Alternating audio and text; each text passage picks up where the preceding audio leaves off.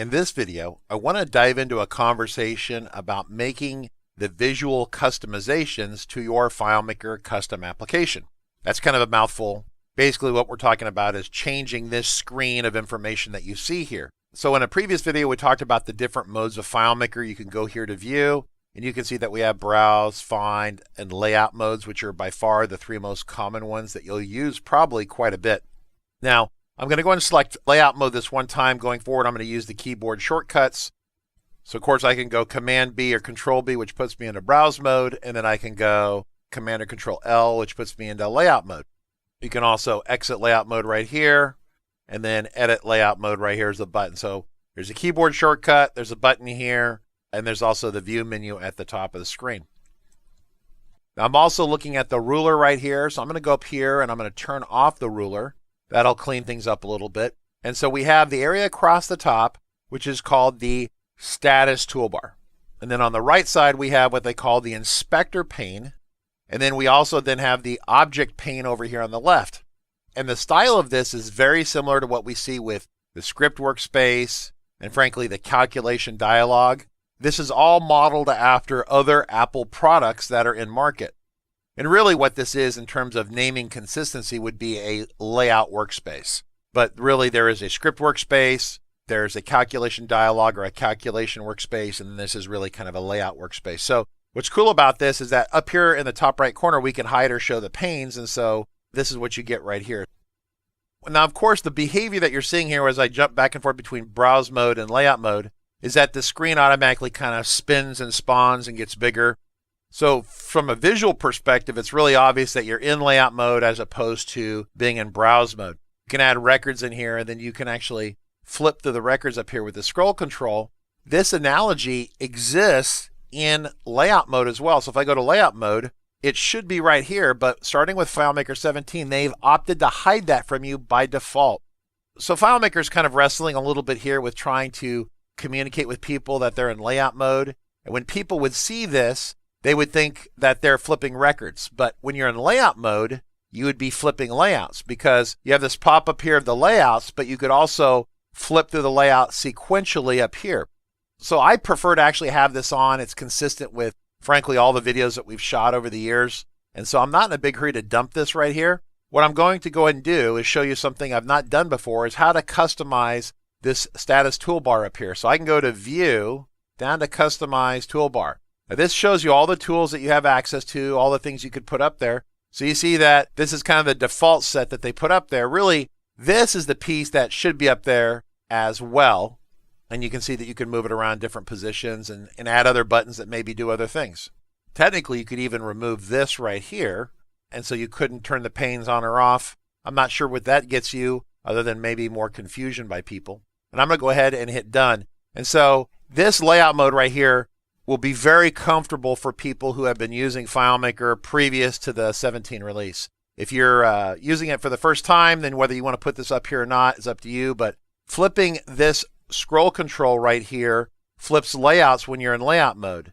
If you're in browse mode, I'm going to hit the keyboard shortcut, Command or Control B, and then that scroll control now flips records. So I could have Fred over here, and then I could have Sally over here, Tom, Dana, right? So you get the idea. So the idea is that you can flip through records here and you can see the records flipping.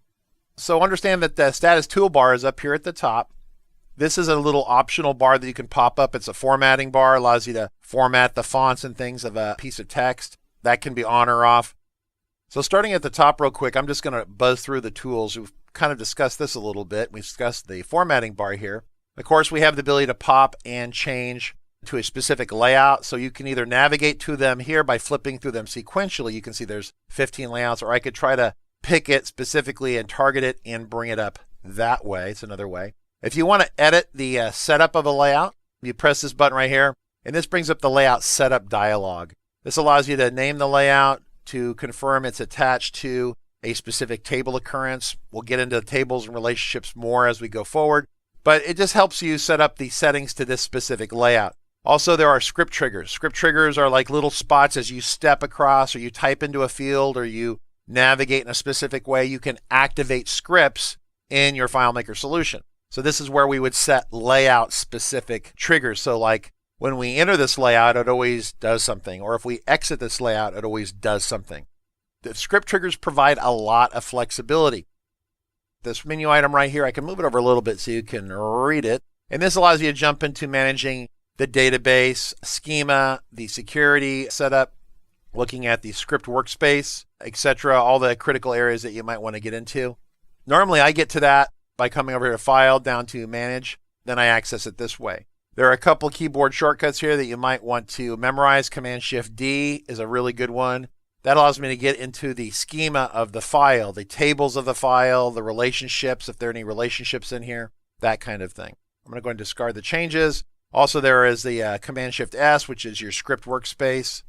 And you'll notice once again that structurally it has the same kind of idea. You've got some things across the top, you've got a pane on the right and a pane on the left, and the stuff you're working on is kind of in the middle, right? Pretty cool stuff. So that's this model that was really put forward by Apple in some of its development tools. And FileMaker has mimicked this because it makes a lot of sense. So this is called the script workspace. I think maybe eventually they might call this the layout workspace, but you get the idea. So running across the top, the buttons are pretty straightforward. This is your pointer tool. This is what we're running around with. Of course, the text tool allows you to put text on a screen or edit a text on the screen. A line tool, very simple, drawing lines. So a lot of these are going to be basic geometric shapes, which you can use to build a lot of different things. Those are pretty straightforward. This allows you to drop a field on the layout, and then you can select the field you want. That's kind of the way we do this normally, but with the panel attached on the left, you can now dig through the field you want, and then if you want to add the field, you can add it right here. You can pick the type of field. Once again, that gets into some other things that we can talk about. The object window tree, of course, I love a lot. We use a lot of things on here. We have a video where we talk about that. So once again, FileMaker provides these tools, and a lot of these tools allow you to do the same thing different ways. So to drop a field on a layout in a different way. But obviously, I think these panes over here are very slick and help move things along very rapidly. This is the button tool, allows you to put a button on the screen so you can tell it to print this or sort this or do something like that. That's an individual button. The item below it is a pop-over window. And so this is going to give you a window that will pop up to give you extra information, a very cool tool. But basically, if you press the button, it pops this up and gives you more information. Really super cool feature. Here we have a button bar. We see this in a lot of places like FM Starting Point, but even in this solution, I believe this is a button bar right here, right? So this is actually a button bar. If I double click it, yeah, it's a button bar. So it's multiple buttons that are kind of glued together, if that makes sense. That's a button bar. It has some other really interesting properties, but I'm a big fan of that. The next tool is the tab tool. Tab tool is going to be where you're on the same layout, but you're tabbing through different bits of information. The slide control option is the other option right here. The slide control is kind of like what you see on a lot of websites where the content kind of magically flips and animates. And so this allows you to have different content, and then you can use a script to move back and forth or click on the round little dots to indicate where you want to go or maybe where you're at. Pretty cool stuff. The next item over is, of course, going to be your portal. And this is going to show you basically related records from another table occurrence. Next one is charting. This is a web viewer, which allows you to have a little web browser in your page. Super valuable, super useful. I have this field option right here, which is interesting because, once again, it's solving a problem in a similar but different way. If I want to add a field and I want to grab this field and drag it over here, I can drag this field over here, right? See how that works? So that's one way of adding a field. And of course, I'm making a mess out of this, so I'm going to undo that. In fact, what I'm going to go ahead and do is I'm going to use my tool here to kind of clean this out a little bit to make it simpler. So we can drag it on that way. We can select it here, right? We have to select the kind of field we want first, and then we put it on here, and then it says select it from the list. So that's kind of the old school way. And then the third way of doing it is actually grabbing it right here and dragging it on. So this, you grab, drag on, and then you select the item. So the difference is this button here allows you to specify the control style as you put the field on the screen. The control style is basically this option of having a edit box or a radio button or a check box or maybe even a little calendar or maybe a secret field where you type into it and it just puts dots because it's supposed to be like a password, for example. So these are called control styles. So this allows you to specify the control style, then drop the field on the layout. This allows you to drag it on the layout. This allows you to drag it on the layout. Largely, these three things are all pretty much equivalent. You're doing the same thing, only in a slightly different method. So don't freak out. Just pick one that you really like and just use it. I'm still getting used to using the new pane feature over here. I'm inclined to probably find the things over here. And of course, we can do a search right here and do a search for a phone, which is super. See how awesome that is? I think this is my personal favorite. These are useful, but if I want to find the phone field over here, there's no way of doing a search and finding the phone, right? So this is kind of the old style, old school method. This is the new super duper amazing method. And then if I want to put the phone, I just drag it on there. So there are somewhat redundant methods to working with FileMaker. There are literally hundreds of thousands of people around the world who use FileMaker and who have learned these techniques with the older tools. So a lot of the tools are in here so they can still feel comfortable. But if you have the chance to grow yourself, learn the new capabilities and use some of the new items, especially the field picker built into the left side pane in layout mode. Very cool.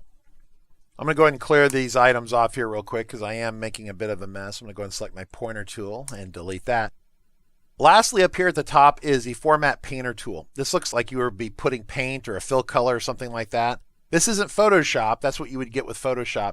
What this tool allows you to do is say that I have an object here, and the object is red with italics and bold and underline and all sorts of crazy things in it. And say that I wanted to put that in other places, but I didn't want to like select everything to do it. So what you can do is you can select an item, click on the Format Painter tool like that, and then as you specify an item, then it applies those same styles to that item, right? See how that works? Pretty cool.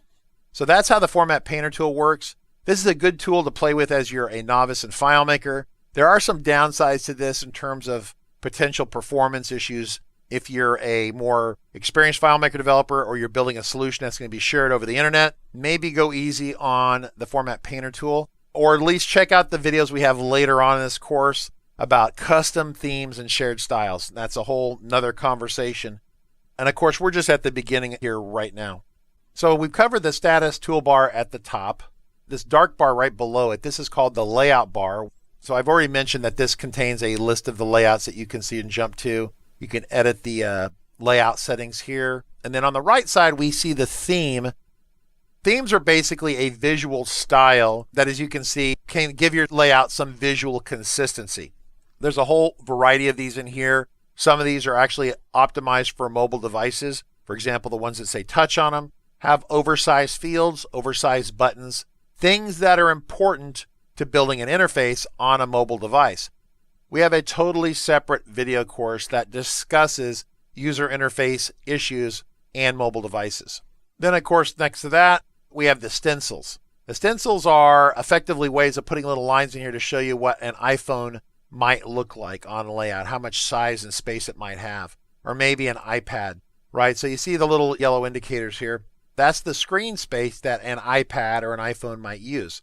Of course, you can specify that it's landscape or portrait, etc. And you can provide it a custom size. Say you're wrestling with the interface on a particular Android device and you're building a WebDirect layout for that. You could put the custom size in there. Lastly, the button here on the right is going to turn on or off the formatting bar. So the layout bar, the formatting bar, and the formatting bar is all the things you would expect to see in a basic text editing application like Microsoft Word. So you can select your fonts, your styles, your point size, obviously some basic styling, etc. You can also select on an object and maybe specify that there is a fill color. Maybe I'm going to make the fill color like that. You get the idea. And of course, you could make it transparent, which is the little white box right here with a red slash to it, or you could make it white, for example.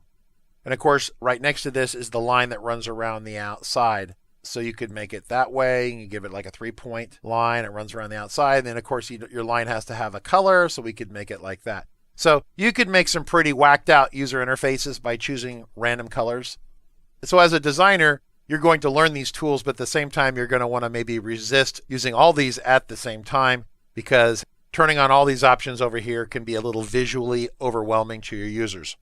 So that wraps up a brief overview of the layout document window here, or what I would call the layout workspace. In the next videos, we're going to continue diving into these features in more detail.